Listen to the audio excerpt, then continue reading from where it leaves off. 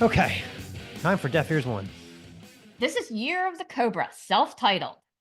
I sure have had my share of favorite two-piece bands that create a massive sound, like Teen Mortgage or the Sewer Cats, both in the punk realm. But a doom metal duo, no guitar, just bass, drums, and vocals, out of perpetually rainy Seattle. That immediately intrigued me. I wondered what this could sound like. Would I even like such a mix?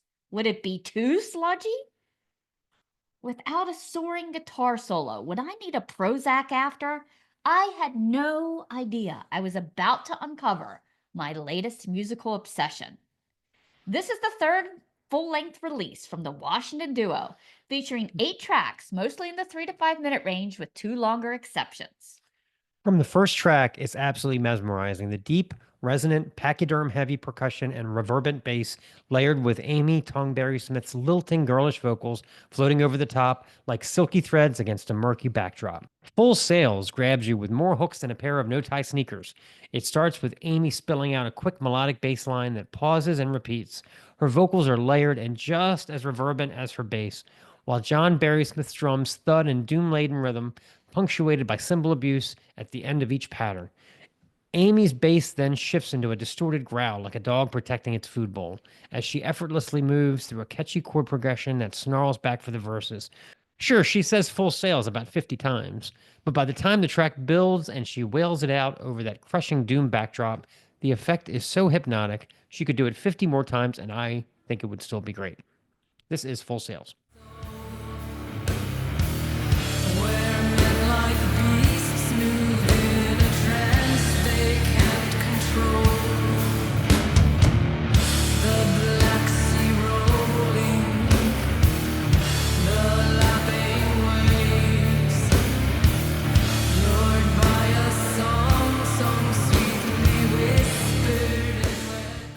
In contrast, Daemonium, meaning evil spirit, features Amy plucking quick bouncing notes over John's sharp attacking drums, creating the most danceable doom ever, all while peppering a serial killer with eerie questions. Did she make it all right? Did she make it that night? Did she put up a fight? Was she quiet or did she moan inside?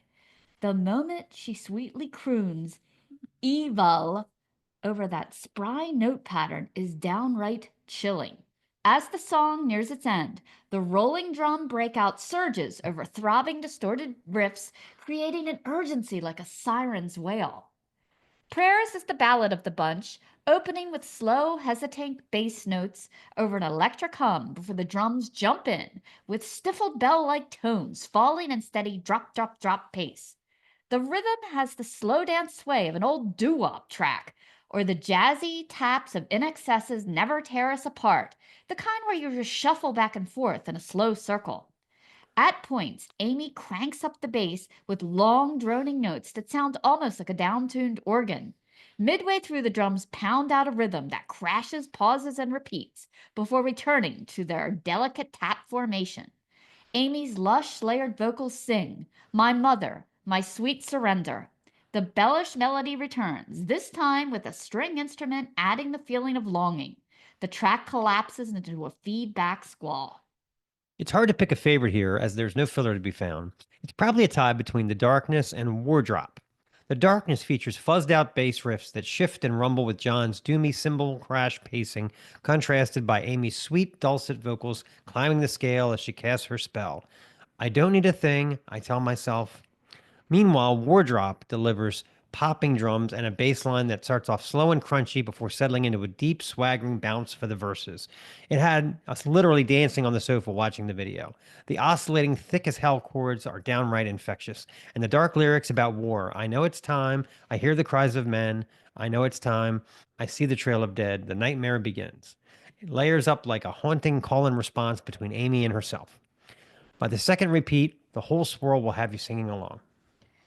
Sometimes, when taking notes for a review after a long day at work, I catch myself thinking, okay, 2 more tracks to go.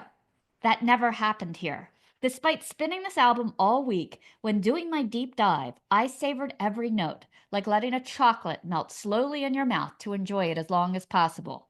The repeated lyrics are catchy, The wall of sound they build blends doom metal with pop sensibilities. I may or may not have ordered one of their goat t-shirts. Yes, goat. What more would you want? It won't be here. It'll never just arrive. might be the first album on my top 10 list for 2025.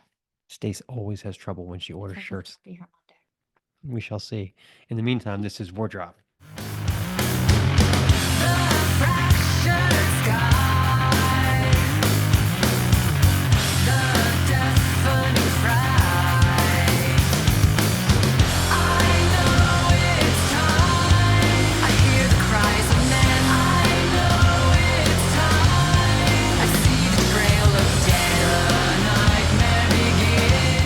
This is the Snaggletooth Rock and Roll Podcast.